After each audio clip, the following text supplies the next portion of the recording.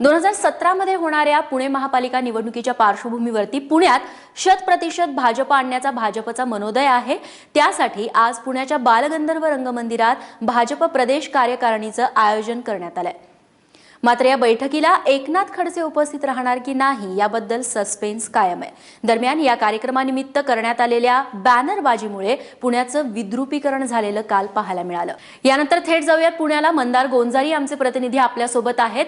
मंदार, खरं तर विद्रुपीकरणाची बातमी आपण काल दाखवली। आजचा सगळा कार्यक्रम कसा असणार आहे आणि मुख्य म्हणजे एकनाथ खडसे नेमके आहेत कुठे आणि आजच्या कार्यक्रमाला ते उपस्थित राहणार आहेत का? रेश्मा, एकनाथ खडसे पुण्यात आलेले आहेत। सध्या भाजपच्या नेत्यांची एक बैठक सुरू आहे रॅमी ग्रँड या हॉटेलमध्ये आणि एकनाथ खडसे त्या बैठकीला हजर आहेत। बैठकीमध्ये ते सहभागी झालेले आहेत। काल हा सस्पेन्स होता। भाजपचे नेतेही काल स्पष्टपणे सांगत नव्हते एकनाथ खडसे येतील का नाही, परंतु ते आलेले आहेत अखेर आणि बैठकीमध्ये सहभागी झालेले आहेत। आता एक बैठक सुरू आहे रॅमी ग्रँड हॉटेलमध्ये। त्यानंतर पुण्यातील केसरीवाडा या ठिकाणी एक कार्यक्रम आहे। लोकमान्य टिळकांच्या स्वराज्य माझा जन्मसिद्ध हक्क आहे आणि मी तो मिळवणारच या उक्तीला, या वक्तव्याला 100 वर्ष पूर्ण झाली आहेत। त्यानिमित्ताने एक पुस्तक लिहिण्यात आलंय।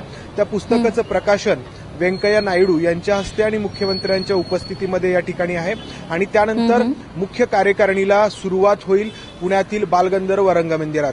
2 दिवस ही कार्यकारिणीची बैठक चालणार आहे, ज्यामध्ये राज्यातील भाजपचे सगळे पदाधिकारी सहभागी असतील, जिल्हाध्यक्ष असतील, चिटणीस असतील, सरचिटणीस असतील किंवा विविध आघाड्यांचे पदाधिकारी असतील। निवड पुण्याची करण्यात आलेली आहे, कारण मुंबईसोबतच पुणे महापालिकेची निवडणूक ही आहे, एकाच वेळी आहे आणि पुण्यामध्ये आतापर्यंत भाजपला महापालिकेमध्ये एका मर्यादेच्या पलीकडे यश मिळालेलं नाही। हा पक्ष सध्या पुणे महापालिकेमध्ये 4थ्या क्रमांकावरती आहे, परंतु लोकसभेला पाहिलं आपण, विधानसभेला पाहिलं, मोदी लाटेमुळे भाजपचे खासदार या ठिकाणी निवडून आले। एवढंच नव्हे तर विधानसभेला पुणे शहरामध्ये ज्या विधानसभेच्या 8च्या 8 जागा आहेत, या 8 पैकी 8 जागा भाजपनी जिंकल्या। 8च्या 8 आमदार भाजपचे या ठिकाणी निवडून आले।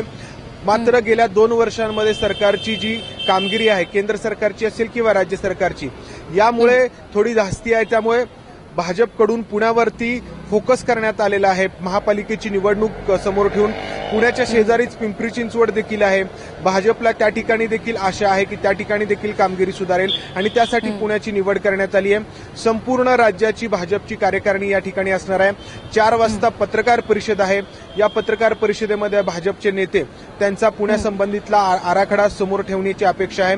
पुण्यावरती अन्याय होतोय भाजपकडून अशी ओरड विरोधकांकडून होतीये। मेट्रोचा प्रकल्प या निमित्ताने खास करून विरोधकांकडून मांडला जातो।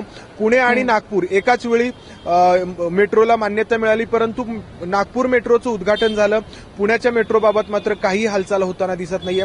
अशा अनेक प्रश्नांची उत्तरं भाजप नेत्यांना आज पत्रकार परिषदेमध्ये विचारली जातील। नक्की 100% भाजपसाठी पक्षाचे जोरदार प्रयत्न सुरू आहेत असं दिसतंय। एकनाथ खडसे हे पुण्यात दाखल झालेले आहेत, मात्र आजच्या कार्यकारिणीमध्ये ते हजर राहणार आहेत? हो, नक्कीच हजर राहणार आहेत। पुण्यामध्ये आलेत त्याचाच अर्थ आहे की ते कार्यकारिणीला हजर राहणार आहेत। आता काही प्रमुख नेत्यांची हॉटेलमध्ये एक बैठक सुरू आहे। त्यानंतर एक पुस्तक प्रकाशनाचा कार्यक्रम मी आता जसं सांगितलं आणि त्यानंतर कार्यकारिणी आहे आणि या कार्यकारिणीला एकनाथ खडसे हजर राहणार आहेत। जेव्हापासून एकनाथ खडसेंनी राजीनामा दिला होता तेव्हापासून ते पक्षाच्या प्रमुख व्यासपीठावरती दिसलेले नव्हते, त्यामुळे आज ते येणार का याबाबत सस्पेन्स होता। काल भाजपचे इथले स्थानिक नेते देखील याबाबत साशंक होते, परंतु एकनाथ खडसे आलेले आहेत। त्यांना जे प्रकरण भोवलं तेही पुण्यातलंच होतं, भोसरी MIDC मधील, आणि पुन्हा एकदा भाजपच्या व्यासपीठावरती राजीनामा दिल्यानंतर जे पहिल्यांदा ते येत आहेत तेही एका पुण्यातल्याच कार्यक्रमामध्ये। रेश्मा, निश्चित मंदार, तू या कार्यकारिणीच्या बैठकीवरती नजर ठेवून राहास। तुर्तास धन्यवाद तू दिलेल्या माहितीबद्दल।